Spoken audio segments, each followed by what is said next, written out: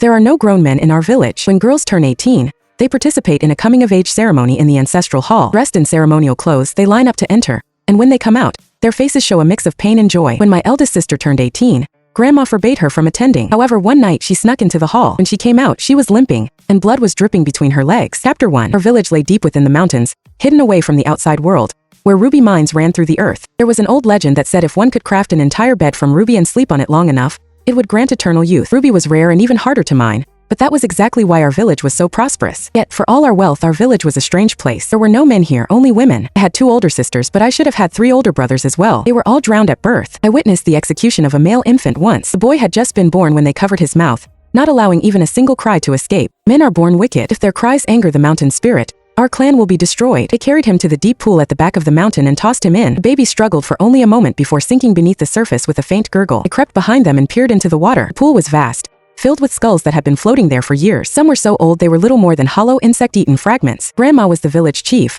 ruling over everything without challenge. No one dared to defy her. My eldest sister, Lily, was about to turn 18. Soon, it would be time for her coming-of-age ceremony. However, Grandma, who had always doted on her, had forbidden her from attending. When my sister tried to protest, she was struck across the face. Enough. I said you're not going, and that's final. Even though Grandma was 99 years old, her strength had not left her. Lily's cheeks swelled almost immediately. Seeing her beloved granddaughter's tears, Grandma let out a sigh. She stroked Lily's cheek tenderly and said in a soft voice, "It's for your own good. Once you've gone through the ceremony, you won't be able to become the chief." Lily's eyes lit up. "You want me to become the next chief?" Grandma smiled but said nothing. Her withered fingers traced Lily's pale arm, and her usually cloudy eyes gleamed with a sharp, knowing light. The young women of the village, all dressed in their finest robes, lined up to enter the ancestral hall. One by one, they came out with flushed faces and wore shy smiles. Some could barely walk straight, their legs pressed tightly together as they stumbled out. Lily grabbed one of the girls who had just stepped out and asked what the ceremony was about. Why did they all come out with expressions that showed both pain and joy? With a warm blush on her face, the girl's voice trembled with an uncharacteristic sensuality. She opened her mouth as though to tell Lily,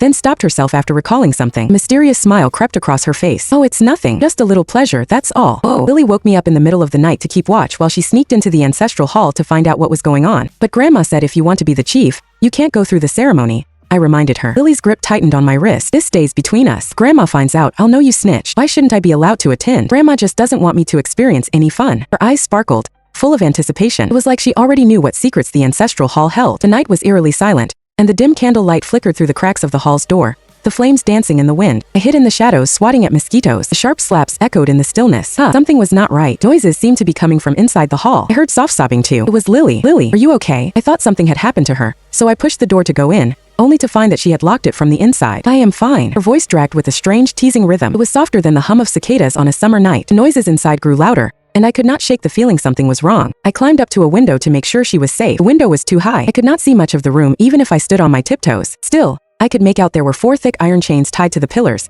rattling violently as though something was straining against them. I could see Lily sitting there in only her fitted undergarments. Her smooth back arched and undulated sensually, rising and falling in a steady rhythm. Chapter 2. I clung desperately to the windowsill, wanting to get a better view. However, my grip slipped, sending me tumbling down. I twisted my ankle as I fell. I urged Lily to hurry back, but despite her assurances that she would, it took her a full hour to finally come out. When she finally appeared, I was leaning against the wall, massaging my aching ankle. "Laura, come help me," Lily said in between gasps. She was out of breath. It was as though she had just emerged from the depths of the water, and her body leaned heavily against mine. As I helped her climb over the wall, my eyes inadvertently wandered up. I was startled to realize she was not wearing any undergarments. I asked Lily what happened in the ancestral hall. Lily's cheeks flushed red, and she stammered for a moment before saying, "Look at that smile on your face. You'll find out soon enough." If she would not tell me, I would find out for myself. Feigning a stomach ache to avoid returning with her, I stealthily made my way back to the ancestral hall. However, I was shocked to find Grandma ordering a group of people hauling things out. Thick layers of oil paper were wrapped around long bundles. Each was carried by a pair of people, but even then it was a struggle. Suddenly, someone slipped,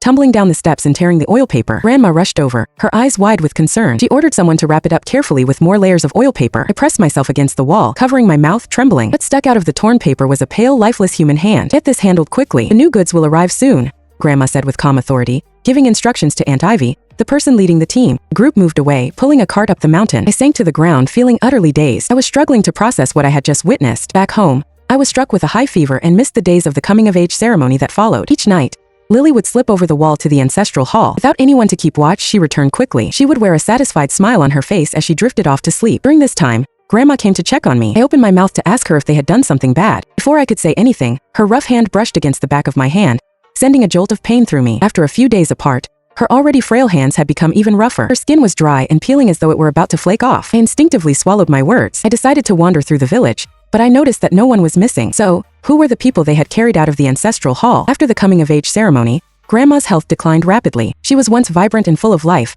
but now she needed a cane to move around. The villagers said that Grandma was nearing her end, while several women vying for the position of clan leader sobbed at her bedside, pouring and serving her tea and water. Bunch of clowns. Grandma had already said the clan leader's position is mine for the taking. Lily remarked with a smirk while watching the others, already imagining how they would soon be showing reverence to her. That night, I was deep in sleep when a commotion stirred me awake. I saw Lily dolling up herself in the middle of the night. I thought she was heading to the ancestral hall again and wanted to share the strange things I had witnessed. Before I could voice my thoughts, she covered my mouth and pushed me into the room. Shoo, Grandma is going to reveal the village's secret to me tonight. She said I can't let anyone else know. Just go to sleep and pretend nothing happened tonight. Lily left happily. Little did I know that the next day would bring back not my sister but her lifeless body. When I rushed to the ancestral hall after hearing the news, my heart dropped at the sight of her body covered with a white cloth, lying in the courtyard. Oh, Lily was so foolish. How could she venture into the mountains at night? Not only did she lose her life, but she was also mangled by wild beasts. No, it can't be Lily. I was trembling as I reached to lift the cloth for confirmation. However, Grandma's hand shot out to stop me. Laura, your sister died a tragic death. It'd be better if you don't look. I shot her a furious glare. Lily had gone to find her last night. How could she have died on the mountain? I brushed aside Grandma's hand and yanked the white cloth away. The next second,